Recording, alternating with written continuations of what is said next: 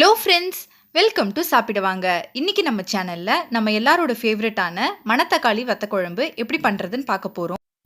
ரொம்பவே சிம்பிளாக நான் எப்படி வீட்டில் செய்வேனோ அந்த மாதிரி உங்களுக்கு செஞ்சு காட்டியிருக்கேன். வீடியோக்குள்ளே போகிறதுக்கு முன்னாடி மறக்காமல் நம்ம சேனலுக்கு சப்ஸ்கிரைப் பண்ணிவிடுங்க. பக்கத்தில் இருக்க பெல் ஐக்கானை கிளிக் பண்ணிக்கோங்க. அதில் ஆல்ங்கிற ஆப்ஷனை செலக்ட் பண்ணிக்கோங்க. இப்போ வாங்க வீடியோக்குள்ளே போகலாம். முதல்ல ஒரு பெரிய எலுமிச்சம்பழம் அளவுக்கு புளியை எடுத்து நம்ம ஒரு 10 நிமிஷம் ஊற வச்சுக்கலாம். இந்த அளவுக்கு தண்ணி ஊற்றி அதை ஊற வச்சிடுங்க. அடுப்பில் வானல் வச்சுருக்கேன். 2 டேபிள் ஸ்பூன் நல்லெண்ணெய் சேர்த்துக்கிறேன். இந்த குழம்புக்கு நல்லெண்ணெயில் செஞ்சிங்கன்னா ரொம்ப டேஸ்ட்டாக இருக்கும். அதனால் நல்லெண்ணெய் சேர்த்து செஞ்சுக்கோங்க. இப்போது எண்ணெய் நல்லா சூடானதுக்கு அப்புறமா நம்ம எடுத்து வச்சுருக்க மணத்தக்காளி வத்தல் 2 டேபிள் ஸ்பூன் மணத்தக்காளி வத்தல் எடுத்து வச்சுருக்கேன். அதை நான் இதில் போட்டு நல்லா வறுத்து எடுத்துக்கிறேன். மணத்தக்காளி வத்தல் வறுக்கும்போது மீடியமில் வச்சு வறுத்துக்கோங்க, கரிஞ்சிடக்கூடாது. மணத்தக்காளி வத்தல் தான் யூஸ் பண்ணணும்னு இல்லை, சுண்டக்காய் வத்தல் பயன்படுத்திக்கலாம். பாவக்காய் வத்தல், கத்திரிக்காய் வத்தல், இந்த மாதிரி நிறைய வத்தல் நமக்கு மார்க்கெட்டில் கிடைக்கும். அதில் எது வேணாலும் உங்கள் இஷ்டப்படி நீங்கள் பயன்படுத்திக்கலாம். இப்போ பாருங்கள், வத்தலை நல்லா வறுத்து எடுத்தாச்சு. இதை நான் ஒரு பிளேட்டில் மாற்றி எடுத்துக்கிறேன். மிச்சம் இருக்க எண்ணெயில் ஒரு டேபிள் ஸ்பூன் எண்ணெய் நான் எக்ஸ்ட்ரா சேர்த்துருக்கேன். எண்ணெய் நல்லா காஞ்சதுக்கு அப்புறமா தாளிக்கிறதுக்காக வடவும் சேர்த்துக்கிறேன். வடவும் நம்ம வீட்டு பக்கத்துலேயே எல்லா கடைகள்லையுமே கிடைக்கும். ஃப்யூச்சரில் ஒரு நாள் நம்ம சேனல்லேயே நான் ஒரு வீடியோ போடுறேன் எப்படி வீட்லேயே செய்கிறதுன்னு. வடவத்தை சேர்த்துட்டு நல்லா புரிஞ்சு வர வரைக்கும் வெயிட் பண்ணுங்கள். எப்போவுமே வத்த குழம்பு வைக்கும்போது நல்லெண்ணெயில் வைங்க, அதே மாதிரி வடவும் போட்டு தாளித்து வைங்க. ரொம்ப சூப்பராக இருக்கும் குழம்பு. இப்போ நல்லா புரிஞ்சிருச்சு. ஒரு 15லேருந்து 20 சின்ன வெங்காயத்தை உரிச்சு எடுத்து வச்சுருக்கேன். அதை நான் சேர்த்துக்கிறேன். சேர்த்துட்டு வெங்காயம் நல்லா வதங்கட்டும். இந்த குழம்புல நான் தக்காளி சேர்க்கலை.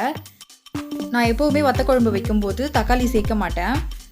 உங்ககிட்ட சின்ன வெங்காயம் இல்லைன்னா பெரிய வெங்காயம், ஒரு பெரிய வெங்காயத்தை எடுத்து பொடியாக நறுக்கி சேர்த்துக்கோங்க. ஆனால் வத்த குழம்புக்கு சின்ன வெங்காயம் சேர்க்கும்போது தான் அதோட டேஸ்ட் ரொம்ப சூப்பராக இருக்கும். வெங்காயத்தை நல்லா வதக்கிட்டு இருக்கும்போதே ஒரு 15 பல்லு பூண்டு உரிச்சு வச்சுருக்கேன். அதையும் நான் சேர்த்துக்கிறேன். பூண்டு இந்த அளவுக்கு மட்டும் சேர்த்துக்கோங்க. ரொம்ப அதிகமாக சேர்த்திங்கன்னா பூண்டு குழம்பு டேஸ்ட் வந்துடும். வெங்காயமும் பூண்டும் நல்லா எண்ணெயில் வதங்குற வரைக்கும் நல்லா வதக்கிக்கோங்க. இந்த வத்த குழம்பு நல்லா கெட்டியாக தொக்கு மாதிரி இருக்கும். இது ஒரு கிளாஸ் பாட்டிலில் போட்டு நீங்கள் ஸ்டோர் பண்ணி வச்சுட்டா கூட உங்களுக்கு தேவைப்படும் போது நல்லா சூடான சாதத்தில் ஒரு 2 ஸ்பூன் போட்டு சாப்பிட்டிங்கனாலும் ரொம்ப சூப்பராக இருக்கும். இதுக்கு பெஸ்ட்டு காம்பினேஷன் அப்பளம் வச்சு சாப்பிட்டிங்கன்னா ரொம்பவே அட்டகாசமாக இருக்கும். வெங்காயம் பூண்டு நல்லா வதங்கினதுக்கு அப்புறமா 2 காஞ்ச மிளகாவை இந்த மாதிரி கிள்ளி சேர்த்துக்கலாம். கூடவே ஒரு கொத்து கருவேப்பிலையும் சேர்த்துக்கிறேன். சேர்த்துட்டு நல்லா இந்த மாதிரி வதக்கி விட்டுடுங்க. வெங்காயம் பூண்டு இதெல்லாம் நல்லா வதங்கி நம்ம போட்ட கருவேப்பிலை நல்லா மொறுமொறுன்னு வர வரைக்கும் நம்ம இதை நல்லா வதக்கிக்கலாம். நம்ம எந்த அளவுக்கு வெங்காயத்தையும் பூண்டையும் எண்ணெயில் நல்லா வதக்கி எடுக்கிறோமோ அந்த அளவுக்கு குழம்பு நல்லா இருக்கும். ரொம்ப நாள் கெட்டு போகாமல் இருக்கும். இப்போ பாருங்கள், வெங்காயமும் பூண்டும் நல்லா வதங்கிடுச்சு. இந்த சமயத்தில் 1/4 ஸ்பூன் மஞ்சள் தூள் சேர்த்துக்கிறேன். 1 ஸ்பூன் தனி மிளகாய் தூள் சேர்த்துக்கிறேன்.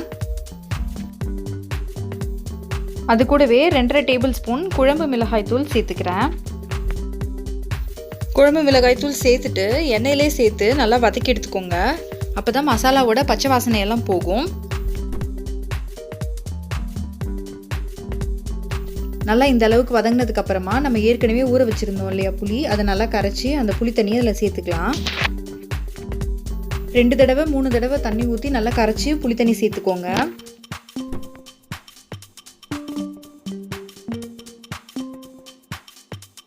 புளி தண்ணி சேர்த்ததுக்கு அப்புறமா அந்த புளியோட பச்சை வாசனையெல்லாம் போகிற வரைக்கும் நல்லா குழம்பு கொதிக்க விடணும். நல்லா கலந்து விட்டுக்கோங்க.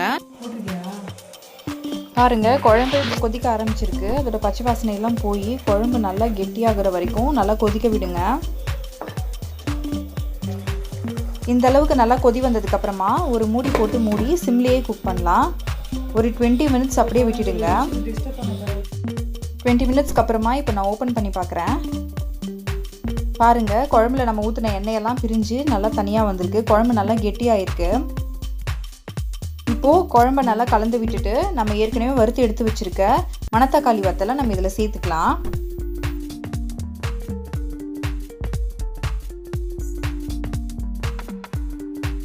மணத்தக்காளி வத்தல் சேர்த்துட்டு நல்லா கலந்து விட்டுக்கோங்க. கலந்து விட்டதுக்கு அப்புறமா மறுபடியும் நம்ம அதை ஒரு மூடி போட்டு மூடி ஒரு 5 நிமிஷம் சிம்ல வச்சு குக் பண்ண போறோம். இப்போ 5 நிமிஷத்துக்கு அப்புறமா நான் மூடி ஓப்பன் பண்ணுறேன். பாருங்கள், குழம்பு நல்லா சூப்பராக எண்ணெய் தெளிஞ்சு நல்லா கெட்டியாக வந்திருக்கு. இந்த சமயத்தில் கொஞ்சமாக நான் வெல்லம் எடுத்திருக்கேன். வெல்லத்தை அப்படியே மேலே தூவி விட்டுறேன். நம்ம வத்த குழம்புல வெல்லம் சேர்க்கும் போது காரத்தை நல்லா பேலன்ஸ் பண்ணி கொடுக்கும். அது இல்லாமல் ஒரு சின்ன ஸ்வீட்னஸ், அது ரொம்ப நல்லாயிருக்கும் குழம்புக்கு. இப்போது வெல்லம் சேர்த்துட்டு மறுபடியும் மூடி போட்டு ஒரு 2 நிமிஷம் சிம்மில் வச்சு குக் பண்ணி எடுத்துக்கலாம். இப்போது 2 நிமிஷத்துக்கு அப்புறம் ஓப்பன் பண்ணுறேன். பாருங்கள், வத்த குழம்பு நல்லா எண்ணெயெல்லாம் தெளிஞ்சு ரொம்பவே சூப்பராக ரெடி ஆகிடுச்சு. நல்லா கெட்டியாக வந்திருக்கு பாருங்கள். சூடாக சாதம் வச்சு கொஞ்சமாக நீங்கள் இதை போட்டு சாப்பிட்டீங்கனாலும் ரொம்ப சூப்பராக இருக்கும். நம்ம இந்த குழம்புல நிறைய நல்லெண்ணெய் சேர்த்து புளி சேர்த்து செஞ்சுருக்கிறதுனால ரொம்ப நாளைக்கு கெடாது. இதே மெத்தடில் நீங்களும் வீட்டில் ட்ரை பண்ணி பாருங்கள். இந்த வீடியோ உங்களுக்கு பிடிச்சிருந்துச்சுன்னா லைக் பண்ணுங்கள், ஃப்ரெண்ட்ஸ் அண்ட் ஃபேமிலியோடு ஷேர் பண்ணுங்கள். கண்டிப்பாக இந்த ரெசிபியை ட்ரை பண்ணி பார்த்துட்டு எப்படி இருந்துச்சுன்னு கமெண்ட்ஸில் சொல்லுங்கள். மறக்காமல் நம்ம சேனலுக்கு சப்ஸ்கிரைப் பண்ணிவிடுங்க. தேங்க்ஸ் ஃபார் வாட்சிங்.